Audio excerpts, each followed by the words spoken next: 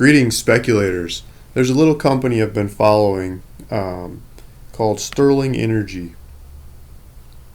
And I've been following this company, one, because they are trading at a large discount to their cash. Two, because they're very conservative at spending that cash. They would rather get somebody else, a large oil company, to come in behind them and believe in the same project that they've bought into or got a hold of, and get them to put up large amounts of money to test that project to see if there is economic natural resources there to move forward on with development on, instead of continuously printing shares and testing the projects on their own. They spend smaller amounts of money to get a hold of those projects, add value through highly sophisticated seismic works or mappings of some kind, however they think they can add value with relatively small amounts of money, and then get partners to come in and try those things after them. And so that's why I've been following this company. And so I've been bidding on it while I've been following it, and one of the bids came through in the last couple days. And so if we go to the exchange, you can see what they trade for is 17.75 pence. If you're American looking at this, London markets will often confuse you. They trade in pence and their currency is pounds, and it's like, why do they move the decimal in the wrong place? But it's so it's like 0.175 British pounds. And if you go to if you do that into Google's calculator, it's like 28 cents a share. So kind of what the price has been bouncing off of as my little bid went through.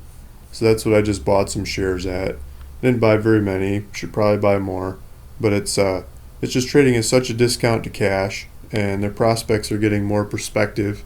I thought it'd be a good one to add on to. So if we go back to Sterling's website, there's a news release that you might be interested in too. Before, in previous videos, I was talking about one of their Madagascar projects. Now they have ExxonMobil as a partner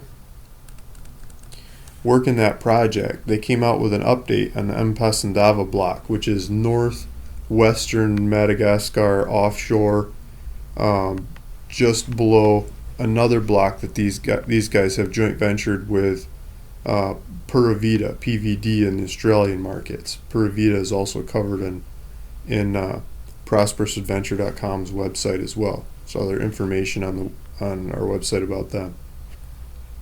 But so this one's just to the south of that block, and they've got ExxonMobil paying to work this project. And so ExxonMobil did some work on there, and the oil price fell down at the same time.